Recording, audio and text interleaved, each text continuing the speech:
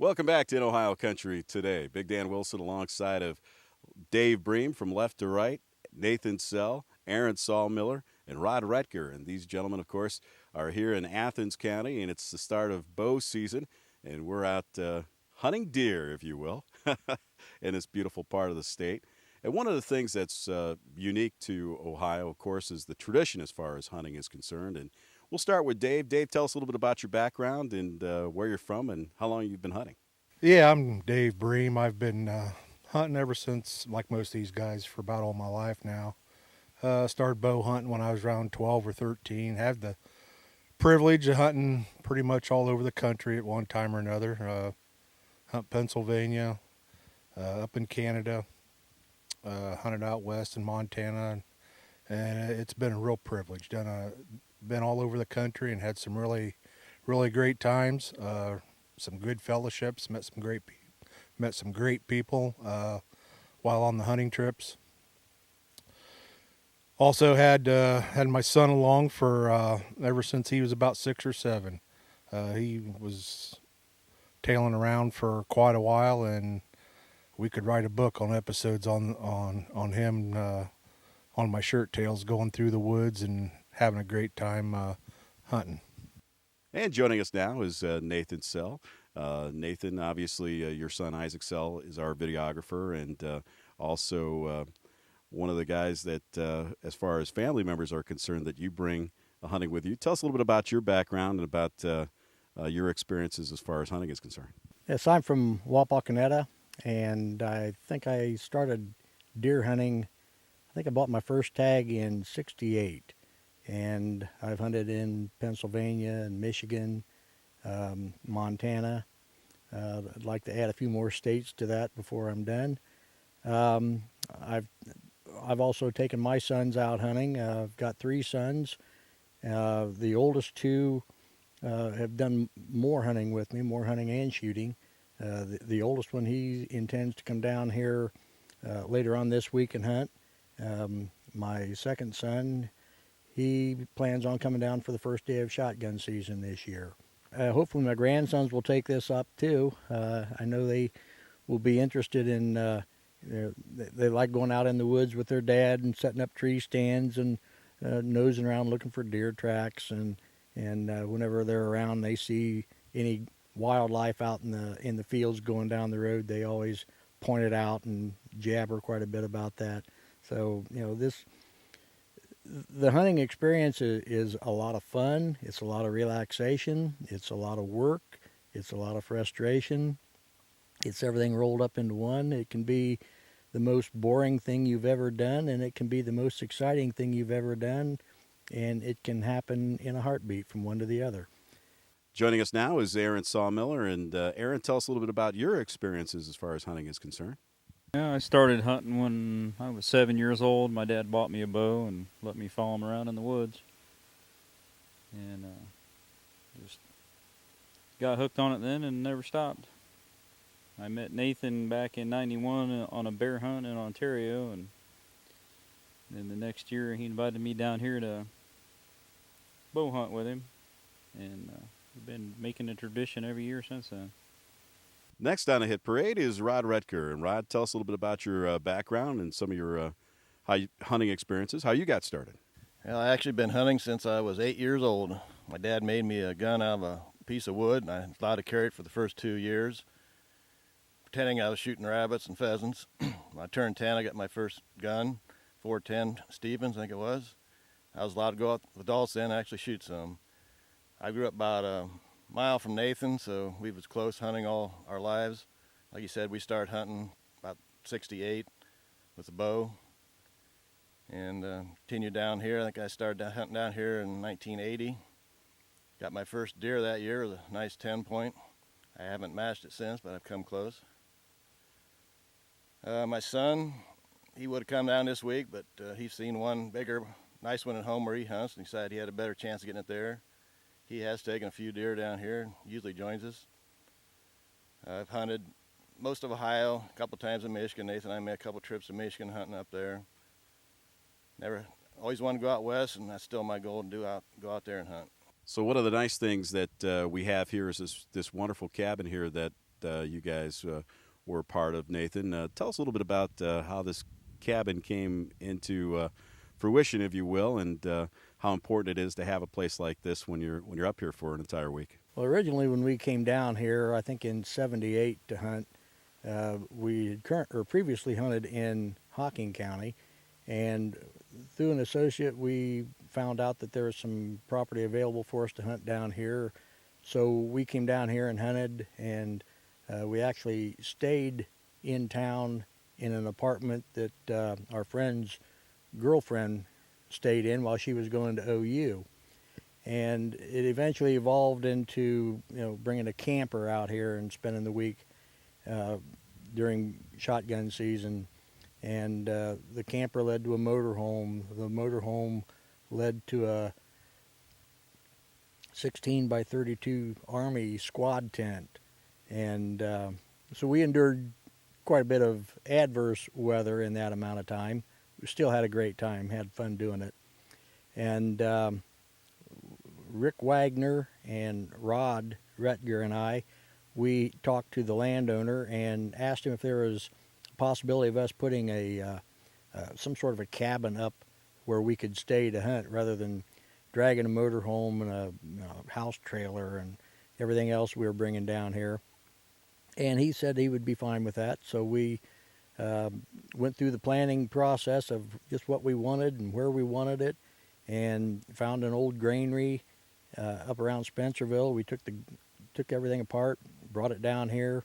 We spent the summer of, I think it was '92, building this, and that's progressed right through the spring of 2011. I don't know if we'll ever be done. For all general purposes, we are done, but there's always something we want to add to it. It's just like any other project. So we were able to stay in it for the first year in '92, and one evening we were working on it late into the evening, around dusk, and we even had lights up so we'd work on it after dark, and we didn't know what to name the place. Every hunting cabin has to have a name. So while we're working on the outside of it around dusk, we heard a deer snort in the background. So we thought we ought to name it Buck Snort. So that's what we've named the cabin. We've got a nameplate above the door on the inside. And so what we have now is a cabin that sits on the landowner's property. He has a key for it. It's his building. We're just fortunate enough to be able to come down here and use it whenever we want to. And it's a good little nerve pill, good place to come to get away, be quiet for a while. There's been a lot of R&R take place down here, and it's met the need, and we hope that it continues to meet the need for quite some time. So, Aaron, for people who aren't familiar with the process, once you do take down the doe, let's explain a little bit to our general public what you have to do to prepare it and get it back here to the cabin, and then get it ready to take home for the family. Yeah, after you climb down and you find your deer, then the first thing you have to do is put your tag on it, make sure it's legal. So I went ahead and tagged that one this morning, and then walked out to the road to get the four-wheeler, and took the four-wheeler back to haul it back out to the road again. Well, first, after you shoot it, you want to get it gutted quickly, and mostly to get the heat, starting to get the heat away from the meat. But we got it back here and got it hung under the cabin, and get it out of the sun, and the chest cavity you want to have open so that the meat can be cooled down as quick as possible. If the weather stays nice and we keep getting these cool nights, I'll just leave it like it is until the end of the week. But if we start getting some warm weather in the forecast, then I'll go ahead and skin it and quarter it out and put it in a cooler with some ice until I take it home. So, Dave, let's talk about one of your best experiences that you've had out in the woods. When it comes to hunting, the experiences, they're never ending. And when you add the children or the kids, whether it's boys or girls, it's just unbelievable. One episode we always talk about with my son, he was only about seven or eight, and it was his first day with me. He wanted to go squirrel hunting. So he's following me through the woods, and like all 7 or 8 year olds, he's moving around and not being the most quiet. So I set him down and I told him how you had to be quiet and not make any noise. Of course, that lasted about 3 seconds, 5 seconds, whatever. We heard this squirrel barking a little ways away. So I told him, I said, now I want you to stand up and follow me. Put your hands in your pockets so you're not moving, and we'll go see if we can get that squirrel. And we're moving through the woods, and I step over this little log, and we're going downhill, and I hear this noise behind me, and here he comes, rolling. He fell and slipped, had his hands in his pocket. He's rolling down the hill, probably 30, 35 feet before he stops. Of course, he's all embarrassed, and he's afraid I'm going to get mad at him, but we laughed. It was funny, and we still talk about it today. It was a good experience. So Rod Redker, the senior member of the bunch here, as he likes to be called, had a really good experience here this morning. Rod, tell us about what happened this morning. We listened to the weather report last night, and it sounded like it was going to be a great day to be out in the woods. Low of about 32, frosty, and got a little rain, so there's ice on the branches and that. So I got out to my tree stand a little late. Should have been out there by 7:15. It was about 7:45 when I finally settled in. Woods are just quiet as can be. You could hear anything. The squirrels started moving. And it was about 9:15. I could hear turkeys coming up the hill. And I heard some dogs in the background too barking. So I knew they were probably on the prowl for some deer. So I got my release out and put it on my bow and getting ready for the deer if they come through. And pretty soon a doe comes shooting through the opening right where the turkeys were at. And she come on right by my tree stand about 15 yards. And well, hopefully there's a buck behind her. Well, sure enough, about 50 yards behind him come this buck. Looked like about a 10-pointer. He come on right to the opening. I'm in a kind of a bowl down there. And he didn't want to cross that opening. He stopped, went straight up the hill. And wasn't far behind, here come them two dogs. They was moving them deer through. But after they left, I got to sit there, and the turkeys kind of scattered out. They just started gobbling and yelping from 9 o'clock till 10:30. It was just being in heaven, just listening to them make their noises.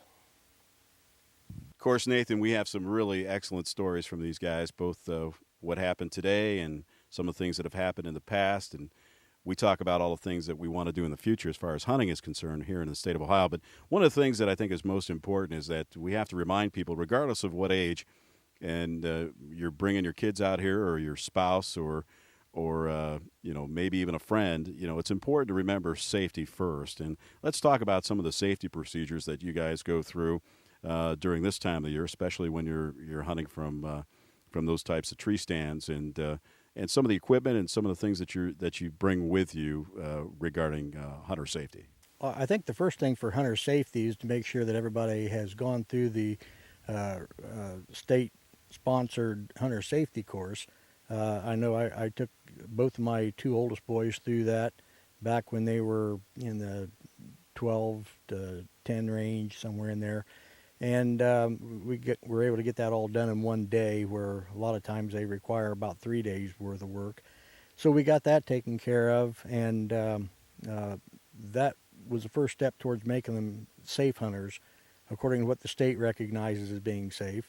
I think as a parent, everybody probably holds a little higher standards than what the state does when it's not only your safety but their safety involved. So that's never been an issue with anything being unsafe when I take my kids out, because they're not kids anymore, but when they were, because I knew they were safe hunters then, and they're still safe hunters now. But so far as some of the safety precautions that we take now more seriously than what we did when we were younger. When we first started hunting, nobody used a tree harness or a safety harness, and maybe you tied a rope around you into the tree, and which would have been worse than not having anything on had you fallen. But now we have experimented. We've come up with some good, what we think is good quality tree stand harness. And we always use a climbing belt when we're first putting the stand in. We attach a rope to the tree that runs the length of the tree, and have a sliding knot on that rope that is attached to us from the ground all the way to the tree, up to the tree stand, and then we transfer that over to another harness that goes around the tree. So we're in contact with the tree the whole time. So, if the worst should happen, we won't go all the way to the ground. We'll just go as far as the tether that we have on. So a lot of that has come from learning the hard way. A lot of it has come from the various jobs you have and the safety requirements there.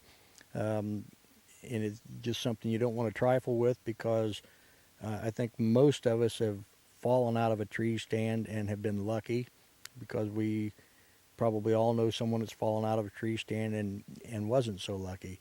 So it pays a lot to take care of those details so you don't have those kind of problems. All these guys will agree that when it comes to fun and excitement, even relaxation and bonding time with your friends and family, nothing beats hunting here in Ohio. Gentlemen, I want to thank you once again, Dave Bream, Nathan Sell, Aaron Sawmiller, Rod Redker, for joining us here today. If you want more information about hunter safety or about places to hunt and all the different types of activities that are happening out in the woods here in Ohio, you can check out inohiocountry.com. We'll have a link to the ODNR website. That's inohiocountry.com. Gentlemen, thanks again for joining me. And we'll be back with more In Ohio Country today, right after this.